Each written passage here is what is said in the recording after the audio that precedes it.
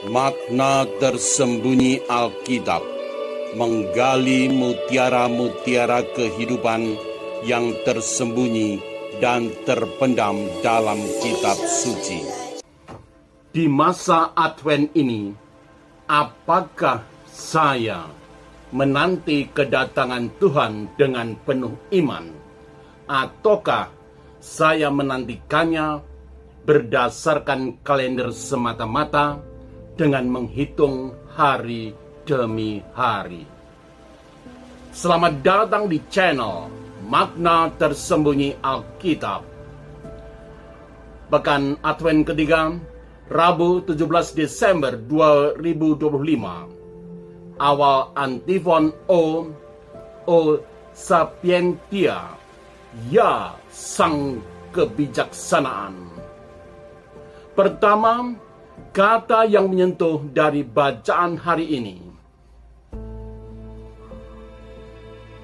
Bacaan pertama, Kejadian bab 49 ayat 28-10.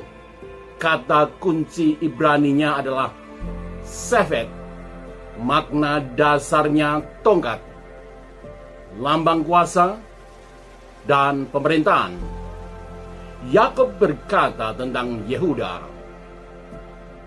tongkat kerajaan atau Shevet tidak akan beranjak dari Yehuda. Secara singkat, teks ini menegaskan janji mesianik. Dari garis Yehuda akan lahir pemimpin yang membawa keselamatan, bukan sekedar kekuasaan politik, tetapi kepemimpinan yang berasal dari Allah. Sementara itu, Injil Matius bab 1 ayat 1-17, istilah Yunani yang digunakan adalah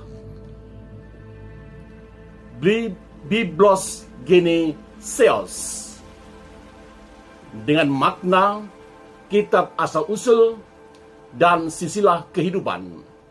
Matius sengaja membuka Injil dengan silsilah Yesus untuk menegaskan bahwa Yesus merupakan penggenapan janji kepada Yehuda yang sudah digantikan sejak perjanjian yang sudah dinantikan sejak perjanjian lama. Shevet bertemu dengan Biblos Geneseos. Janji lama berjumpa dengan penggenapan baru. Dua, letak tradisi suci. Hari ini gereja memasuki antifon O pertama, O Sapientia, artinya ya sang kebijaksanaan. Tradisi suci gereja melihat Yesus sebagai kebijaksanaan Allah yang menata sejarah manusia. Bahkan silsilah yang tampak biasa-biasa saja menjadi jalan keselamatan. Silsilah bukan daftar nama kosong, melainkan kesaksian iman gereja bahwa Allah setia bekerja melalui sejarah nyata manusia. Tiga, panduan praktis untuk aplikasi. Terimalah riwayat hidupmu sendiri, termasuk luka dan kegagalan. Percayalah bahwa Allah dapat memakai dinamika hidup keluargamu sebagai bagian dari karyanya. Di masa Advent ini, latihlah diri untuk melihat hidup bukan sebagai kebetulan, tetapi sebagai panggilan. Tanyakan pada diri sendiri, di mana Allah sedang bekerja diam-diam dalam hidupku. 4. Sharing pengalaman iman pribadi.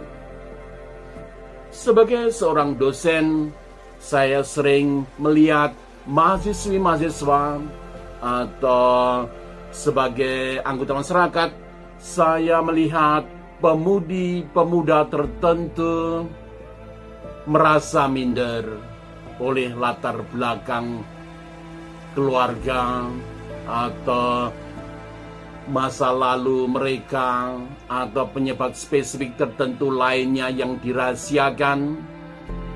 Namun ketika membaca silsilah Yesus, saya diingatkan bahwa Tuhan tidak menunggu manusia menjadi sempurna terlebih dahulu untuk berkarya.